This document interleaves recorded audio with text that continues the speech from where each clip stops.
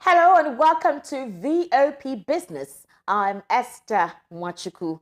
Today on VOP Business, there's already a whole lot happening in the economy. Let's start by keeping you abreast of the latest business updates, in the course of which we'll bring you an analyst to help us make sense of events that are worth taking a second look at. We're starting off with concerns which are already mounting in Nigeria as the nation's total debt stock has now risen beyond 80 trillion naira. Now, stakeholders are of the view that Nigeria's economy is in an emergency situation and on the verge of collapse if nothing is done. Although the Debt Management Office has consistently dismissed fears surrounding Nigeria's increasing debt profile, economic analysts have never kept silent, signaling the alarm bell. Debt Management Office, in its fourth quarter report of 2022, said Nigeria's total debt hovers around 46.25 trillion naira.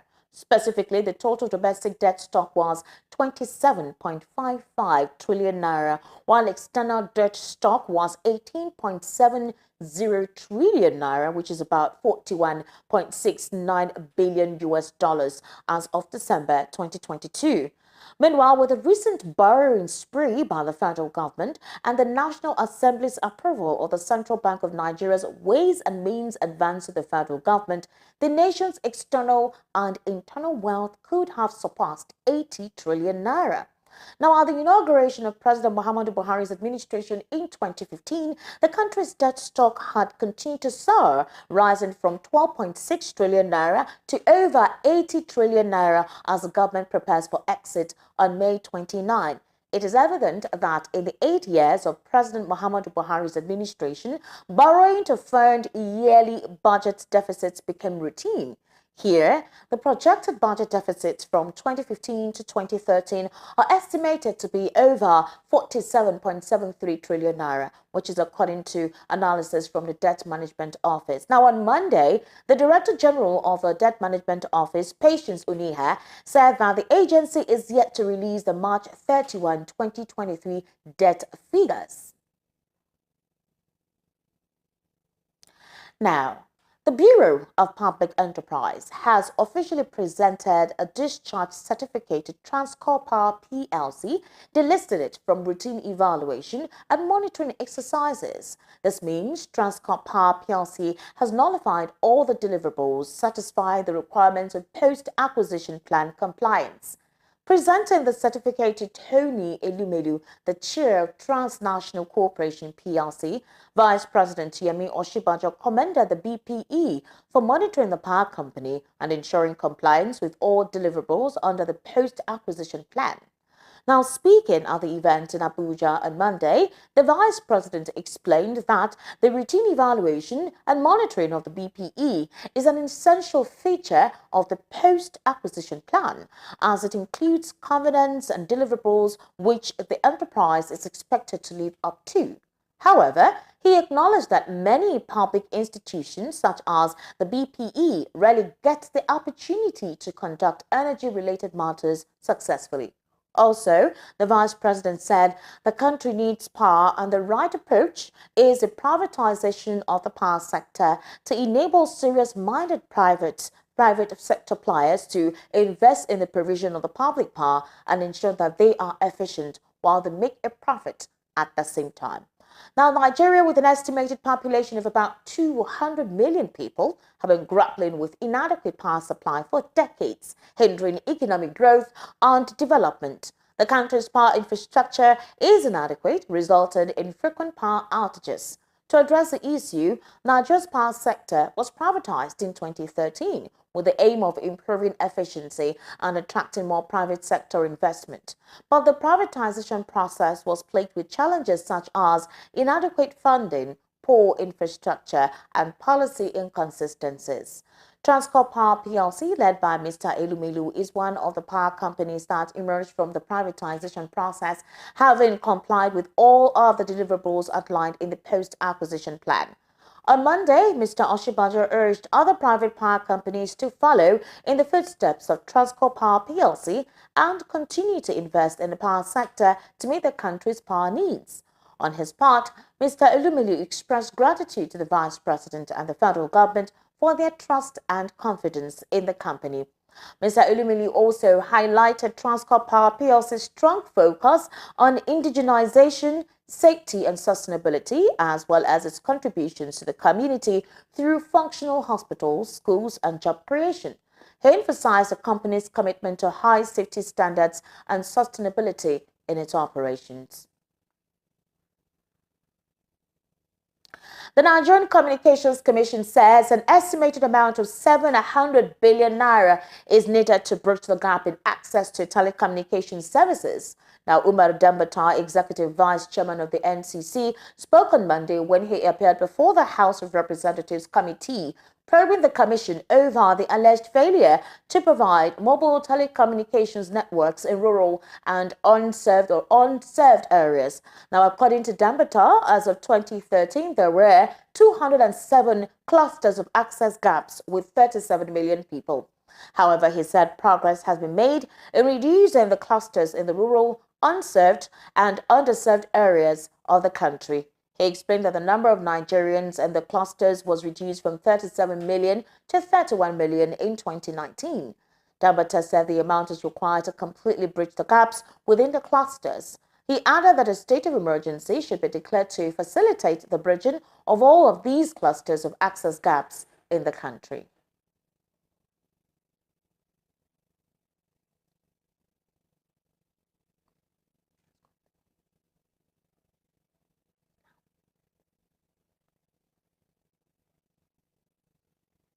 Now, remember we told you that we'll have an economic analyst right here for us to look into some of these economic issues and have a better perspective to it.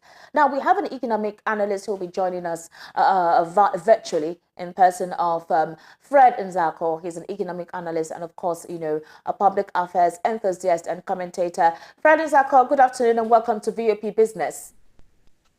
Thank you. Good afternoon. Good afternoon. To our dear listeners. Now, apparently, you know, at the beginning of the particular development in the business world, we have that there is a mounted interest and apprehension concerning Nigeria's rising debt stock, which has now risen beyond 80 trillion naira. Now, stakeholders are of the view that Nigeria's economy is in an emergency situation and on the verge of collapse if nothing is done. We do know that the Debt Management Office recently released a report of the fourth quarter of 2022. They stated that Nigeria's total debt hovers around 46.25 trillion naira. And specifically also that we need to bear in mind is that the domestic stock was 27.55 trillion naira, while the external debt stock was 18.7 trillion naira, which is about 41.69 billion US dollars.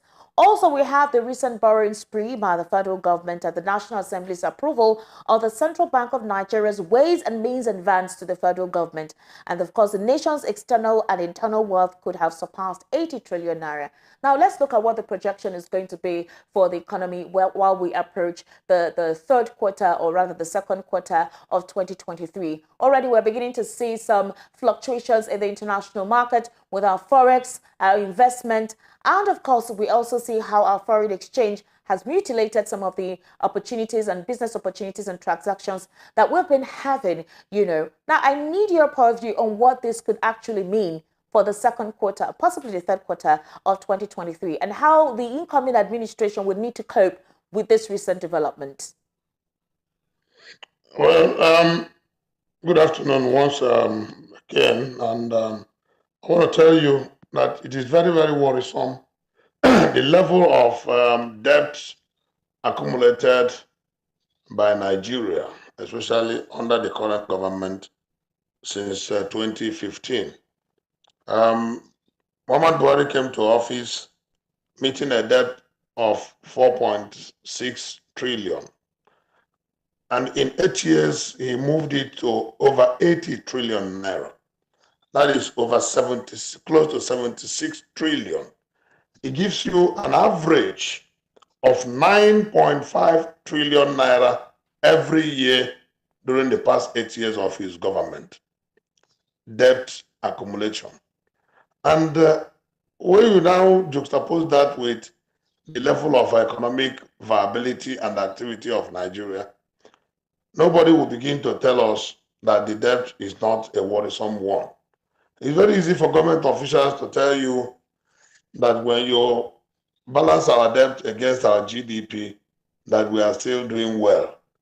But it's obvious that our GDP is not increasing. Instead, it is declining because of continued slide in productivity.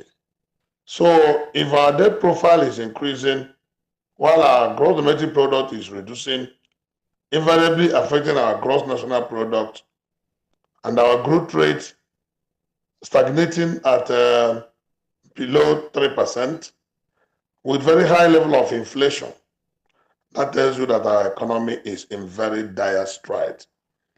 Now, the straightforward implication is its direct and indirect impact on the value of the naira and the purchasing power of the people. When you now balance it against other convertible currencies of the world. And that is why it will now have impact directly on influx of foreign direct investment and employment generation. So anyhow you look at it, it is not a positive index. Anyhow you look at it, our debt profile is very high. Meanwhile, a large chunk of these debts are funds borrowed and consumed under the recurrent expenditure profile of our annual budget over the years. Because if the larger chunk of this budget had been applied to capital development through capital expenditure, we have started seeing the impact in terms of employment creation, in terms of even the value of the naira, in terms of improved standard of living, and in terms of availability of infrastructure. But all these things are not there. The population is increasing. We have just missed the opportunity of having another census this year. It has been put sign die indefinitely, and nobody knows when we are going to have that. And between 2015 and date, the projected increase in our population is over 50 million. As of 2015, Nigeria being close to 170, 180 million people. Today, we're talking about Nigerians being between 220 and 225 million estimated population. Now, we wanted to use the data from INEC, the data from BVN, the data from NIN, to be able to get close to the real figure of Nigeria. But as of today, and even the data from the telecom companies, through the Ministry of Communication and Digital Economy.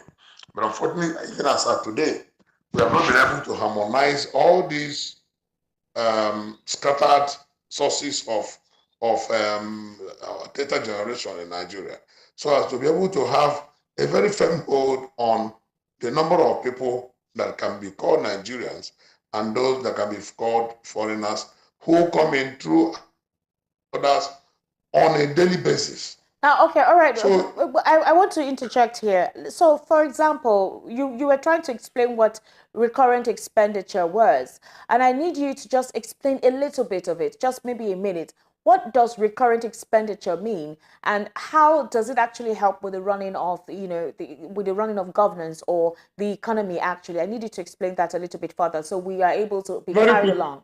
Yes, very quickly. Recurrent expenditure profile of the government is that part of expenses that go to service the bureaucracy. What I mean, payment of salaries, payment of allowances, payment of all those other things that are individually and collectively consumed that do not go into productivity.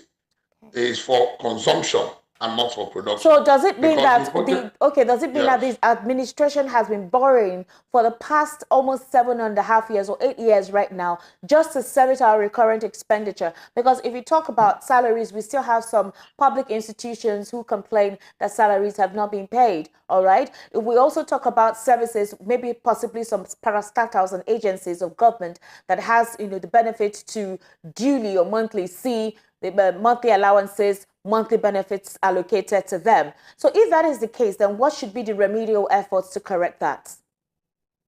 Well, it is so because for the past 8 years, 7.5 or 8 years or so, we've been running on deficit budget. When your budget is a deficit budget, it means that your expenditure is higher than your income. When your expenditure, your proposed expenditure is higher than your proposed income, where are you going to get the money to make up the shortfall? You go and borrow. And the budget itself is broken into two major parts. The capital expenditure section, which is the one that you use to build roads, bridges, railways, seaports, airports, and the rest. Capital projects that are supposed to enhance productivity. You put it to power, you put it to all those areas that help in production. The recurrent aspect is the way you see wages, salaries, travels, and all other allowances that are consumed.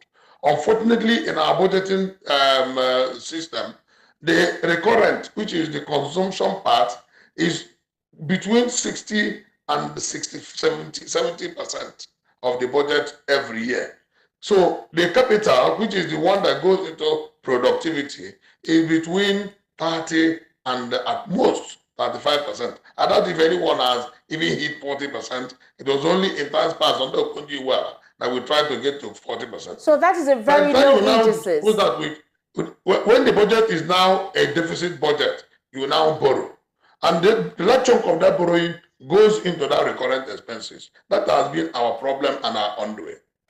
Now, would we say that we do not have a proper economic team that advises? For example, of course, it's obvious that we cannot do without the borrowing as it is at the moment. We keep having a lot of needs that need to be financially sorted out. But a situation like you rightly described, where we constantly run in a budget deficit, where our expenditure is more, than our income. What is the remedial measures for that? Because like I said, an incoming administration is on May 29, President-elect will definitely assume office as things are at the moment. And then when that happens, how do we he needs to start sorting out his own economy. He's setting up a new terrain for his economy. And he will definitely, at the instant, have to borrow money again. So that quarter will be starting off with another set of borrowing under his administration to finance whatever deficit that is already on ground. How do we correct this anomaly? Or if it is, let's just say possibly an anomaly that could be calculated to be prevented. How do we correct it now? We cannot continue to do the same thing and expect to get different results. Number one thing that government must do is to cut down wastages. There are so much and so many wastages in government. And the government officials themselves know it. We need to run government the way we run the private sector, where we avoid wastages and avoid anything that will lead to wastages. That is number one. Number two is to ensure that we shore up the capital aspect of our budget so that there will be more funds to lead to productivity. Number three, we have over-bloated bureaucracy. We had on our Rossinian report that tried to bring to the government the basic essence of what we are talking about. So many government agencies are duplications of others. Yes, labor leaders will tell you that will lead to unemployment. But when there is productivity, all the people that may lose their jobs by closing down the unproductive government agencies will be absorbed in the productive sector that will now take off. It is a short-term measure in terms of the loss of job, but in the long run, it will be to the benefit of everybody and the benefit of the economy.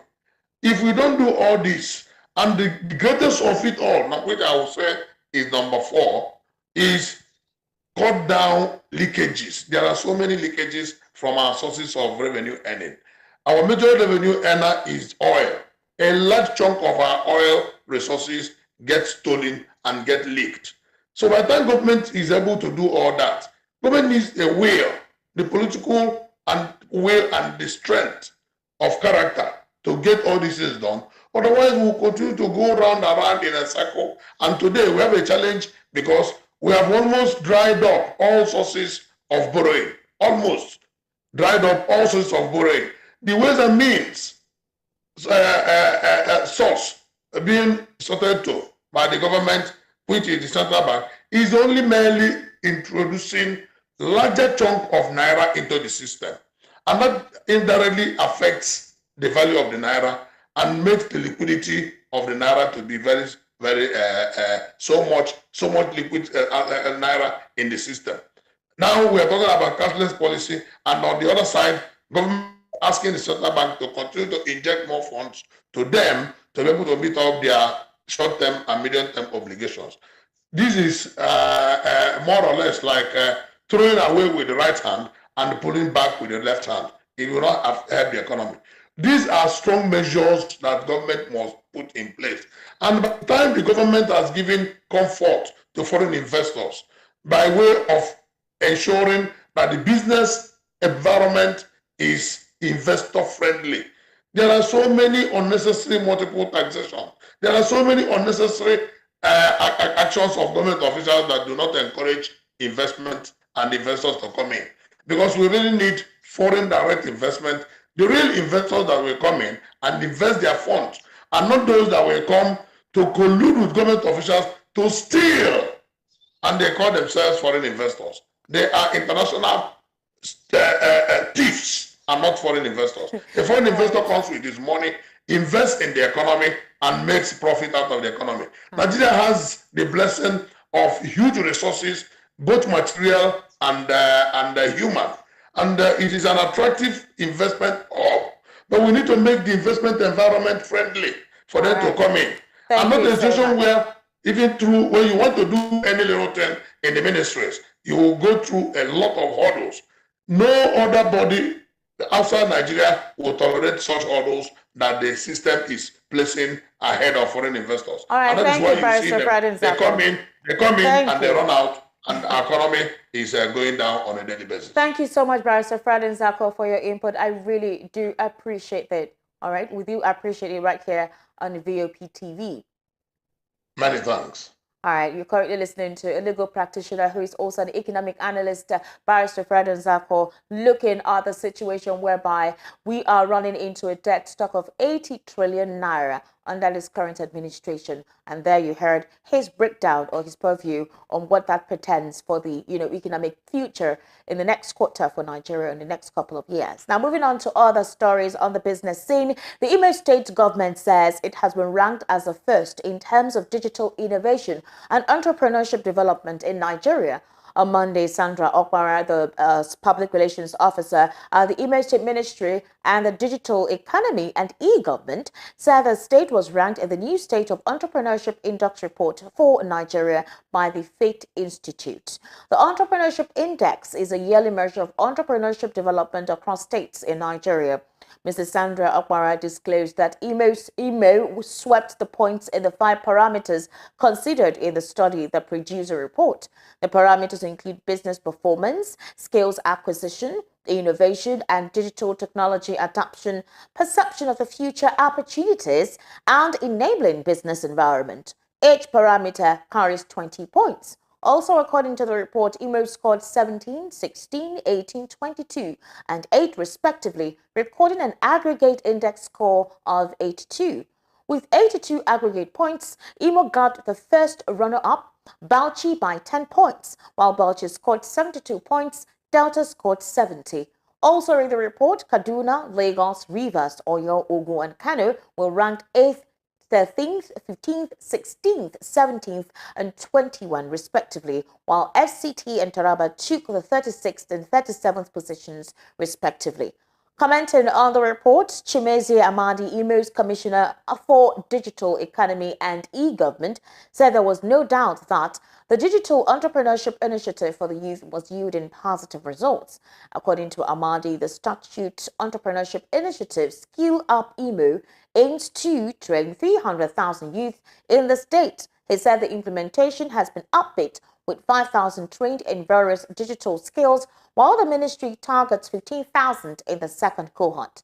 The commissioner also lauded the governor's commitment to driving greater entrepreneurship and creating an enabling environment for such to thrive in the state. He noted that the initiative has attracted big organizations and tech giants to partner with the state. Also on her part, Adenike Adeyemi, an executive director for Faith Foundation, said the promotion and support of entrepreneurship was key to growth, given that entrepreneurship is key to the development of any economy through its contribution to job creation, revenue generation, and improved citizens' welfare. Now, this index provides quantifiable information that can help policymakers to assess interventions against a set of indicators: business performance, skill acquisition, innovation, and technology adoption, perception of opportunities, and an enabling business environment.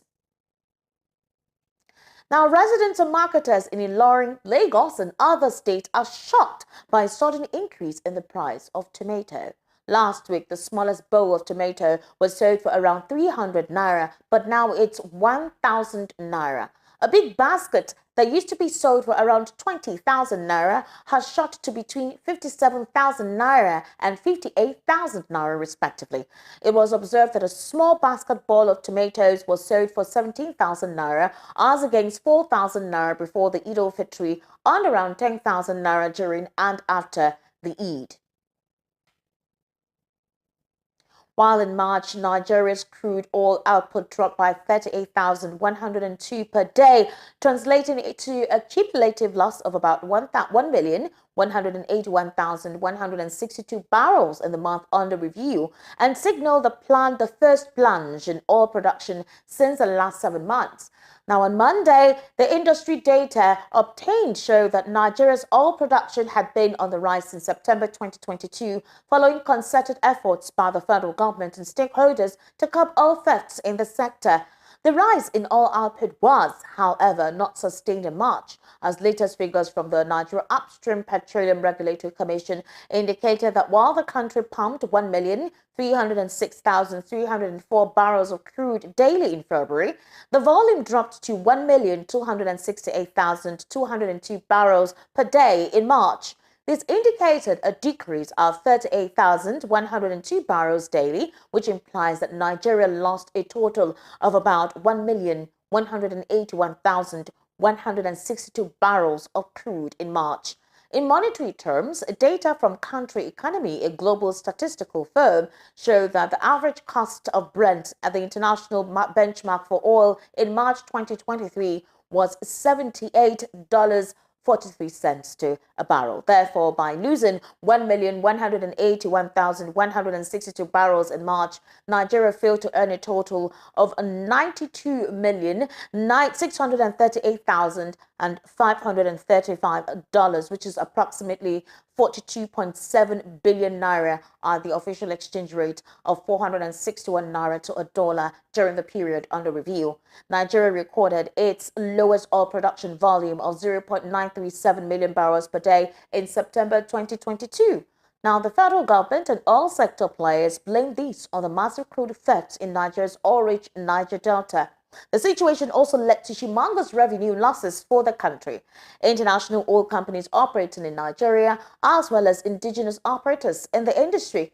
But the country's oil output started improving after September, following concerted efforts by security officials and oil operators, as industry figures show the crude production rose to 1.01 million barrels per day in October.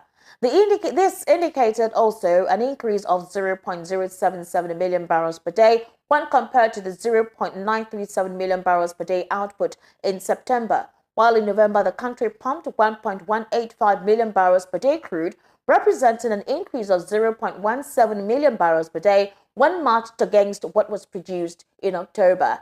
The rise in output continued in December last year, as Nigeria produced 1.253 million barrels per day in that month, indicating an increase of 0.05 million barrels per day when compared to its output in November. Now, the 1.258 million barrels per day oil production in January 2023 was about 23,000 billion barrels per day higher than the 1.235 million barrels per day crude oil output in December 2022. The momentum was also sustained in February with an output of 1.31 million barrels per day, but the volume, however, also dropped to 1.27 million barrels per day in March, putting an end to the 7-month run in Nigeria's oil output. The country targets to meet the 1.8 million barrels per day quota approved for it by the Organization of Petroleum Exporting Countries. Nigeria generates bulk of its foreign exchange from crude oil and gas sales. The federal government, however, since last year, intensified efforts to shore up Nigeria's crude oil production and reduce its theft by vandals and thieves. The chief executive, NUPRC, Benga Komolafe, stated recently that one major area of value erosion in the industry is the menace of crude oil theft. Records indicate that the menace of crude oil theft has negatively impacted the oil and gas sector for about 2 decades, with attendant huge financial losses to the nation. He disclosed further that the Commission, in collaboration with the various arms of the security forces, the Nigerian National Petroleum Company Limited, and the host communities, have been able to suppress the ugly trend of hydrocarbon value decimation. And that is a wrap right here on Voice of the People television, on Business Report right here. My name is Esther Umachukwu, and of course you can subscribe to our YouTube channel. It's Voice of the People TV, and on our social media handles is VOPTV Live. Good afternoon, and thank you for being with us.